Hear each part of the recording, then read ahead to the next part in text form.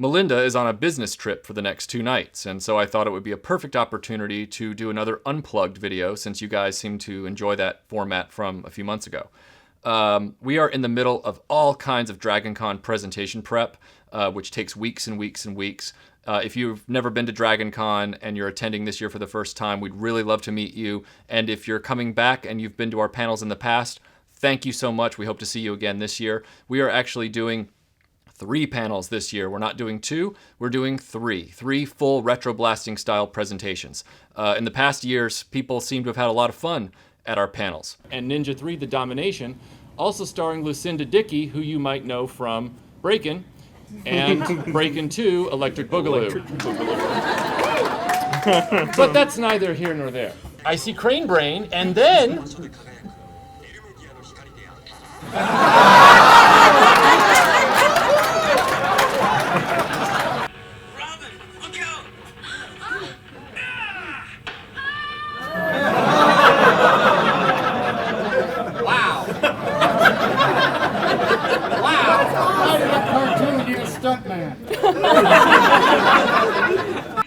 Characters willing to blow themselves up for a cause, and plain outright suicide.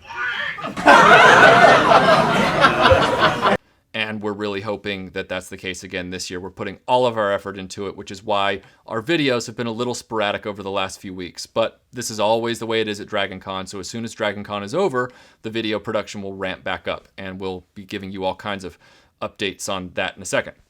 We're doing 3 panels at DragonCon this year. The first is going to be with the Star Wars track, and that's going to be at 11:30 on Saturday, and it's going to be the complete history of Star Wars in animation. We're going to be talking about all the cartoons of the past and present. We've really been putting a lot of research into this presentation, so we think it's going to be really fun and really eye-opening for everybody, so I hope to see you there. And then at 10 o'clock on Saturday night, we're doing one that I'm really excited about. I've been campaigning to do a presentation like this ever since we started doing conventions, and that's the history of 80s ninjas.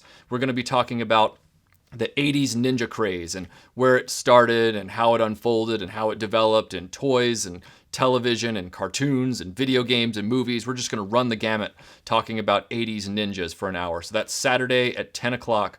That's going to be a lot of fun. I hope to see you there, especially if you've been to a DragonCon presentation before with us. You don't want to miss this one. It's going to be a lot of fun. And then on Sunday at 4 o'clock, and I don't know how to say this without ducking because I'm afraid someone's going to throw something at me through the camera. We are doing a 30th anniversary presentation of the history of Silverhawks, and then we're doing, as an add-on to that, we're doing the complete history of Thundercats and Tiger Sharks. Now, you might be asking yourself, why on earth is Michael doing this presentation? It's actually Melinda that's spearheading this presentation. Melinda's favorite movie is The Last Unicorn, and she loves Rankin Bass. And Melinda has never been able yet to weigh in on her take on Thundercats. And I assure you, Melinda's take on Thundercats is very different from mine. I have promised to behave myself. It's going to be a fun hour. We're going to talk about the full history of how Thundercats was developed and how it developed through Rankin Bass and who were the creative minds behind it, how certain decisions were made. We're going to be talking about Silverhawks. And then, of course, we're going to be talking about Tiger Sharks with the amount of information that's out there. But Tiger Sharks will be at the end. It's going to be a lot of fun. Melinda and I have copiously put together that presentation. It is going to be just an hour of, I hope, eye-opening factoids and a few laughs. It's going to be a lot of fun. So I hope to see you at that one at 4 o'clock on Sunday. We're also doing 2 more panels at DragonCon. They're not RetroBlasting panels. They're panels that we're doing with others. So it'll be myself and a few other people on the panel in one, which is Adam West's Batman, 50th anniversary of Adam West's Batman. Really looking forward to being on that panel. That's with the American Sci-Fi Classics track that we're doing Thundercats and Ninjas with. They are a great host. They've hosted us as a track for the last 2 years, and we're still very close to them this year, and they're hosting our Ninjas panel, they're hosting our Thundercats panel, and I'm going to be with them on the Batman Adam West panel. And then Melinda's going to be participating with them on Sunday at 10 o'clock. She's going to be participating with them on heavy metal music and sci-fi. And as you know, Melinda is a big metalhead from back in the 80s, and she loves Slayer and all that stuff. So she's really looking forward to being with the Sci-Fi Classics track on that panel. If you don't have the DragonCon smartphone app, I highly recommend you download it if you're going this year. So get the smartphone app. You can search by RetroBlasting for our panels that we're doing, and then you can search by our names, Michael French and Melinda Mock, if you want to find out all the panels that we're participating in, which amounts to 5. All right, now that that's out of the way. And now for a taste of things to come. Thank you. Let's talk about some video updates. So we have a number of scripts in production right now. I've got a stack of scripts this high that are trying to get finished for upcoming videos that you guys are all waiting on. One of them is the APC, the G.I. Joe APC review, which I'm really excited about. I've put a lot of effort into this one. It's just a matter of finding the time since we're in the middle of DragonCon mode. As you know, if you've been to one of our presentations, we don't just go unscripted. We actually walk up to the presentation with a full multimedia deck. So it takes a lot of time to develop these presentations for DragonCon, which is why some of our video production around the weeks leading up to Labor Day weekend kind of gets put on the back burner. I hate it. Melinda hates it, but we're a 2-person crew, so that's the way it goes. But once DragonCon is over, we're going to go full bore on some of these scripts that we're working on. One of them being the G.I. Joe APC review, which I can't wait because I really want to get back into some G.I. Joe stuff.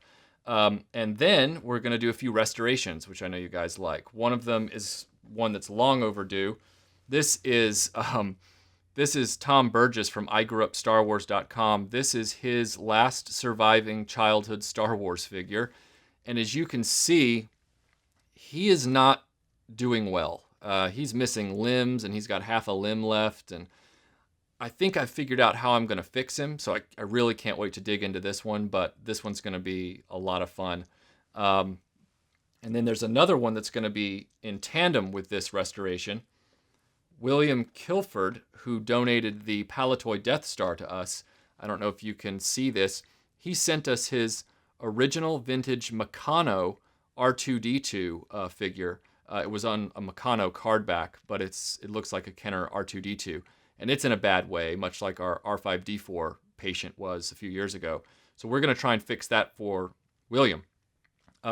These have been on the back burner since we've had to prepare for the move. But now we're moved, so it's not a problem, and we can ramp back up.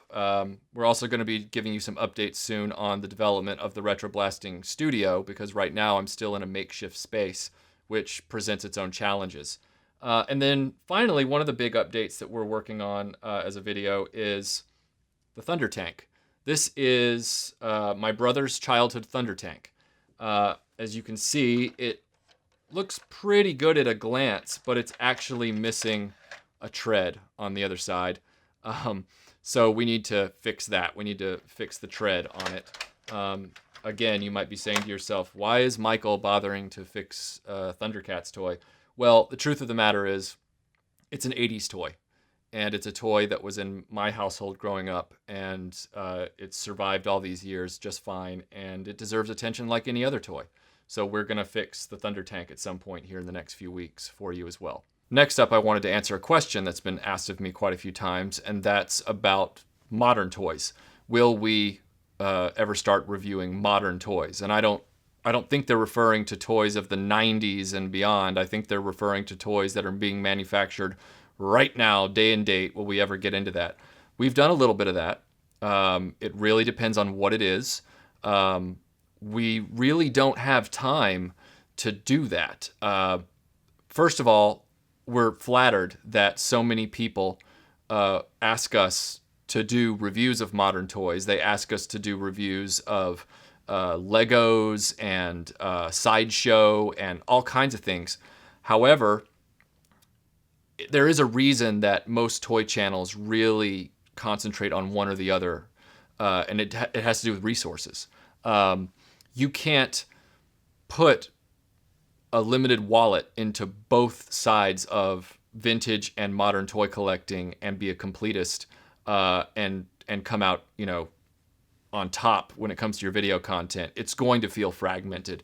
Now, that's not to say that you can't pull out a good video every time you review something. But it's just not where our focus is. And if I was going to go modern, I'd have to go modern, all in and really back off the vintage, because I would want to have the knowledge in my back pocket so that I'd feel like I was effectively writing and making correct observations about modern toy collecting, the modern toy industry, the modern toy landscape. And I'm just not steeped in that. There are exceptions. We will be reviewing some modern toys down the line. I have every intention of finally reviewing Fisher-Price's Imaginext line. I think that is a great line of toys, especially from a few years ago. And then Melinda, true to her form, we have pre-ordered 2 of the Soul of Chogokin Bandai Beast King Golion Voltrons.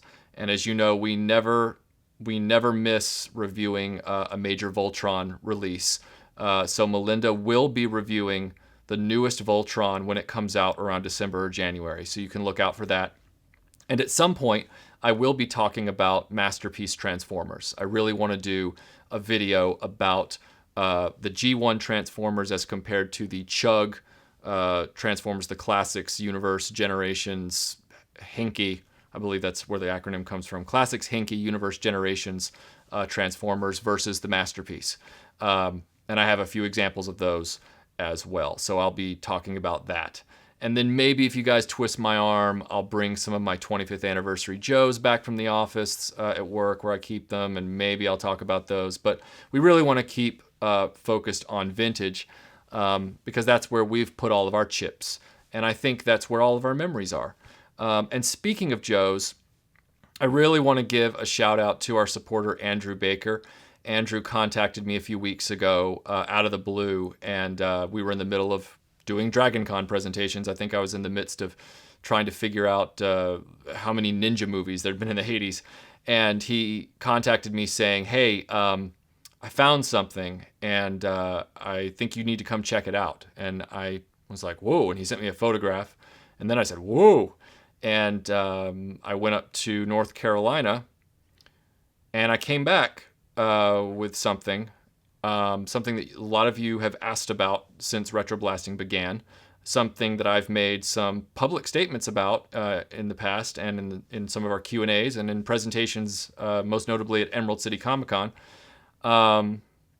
So it looks like I'm going to be doing a review and a restoration of a certain G.I. Joe vehicle.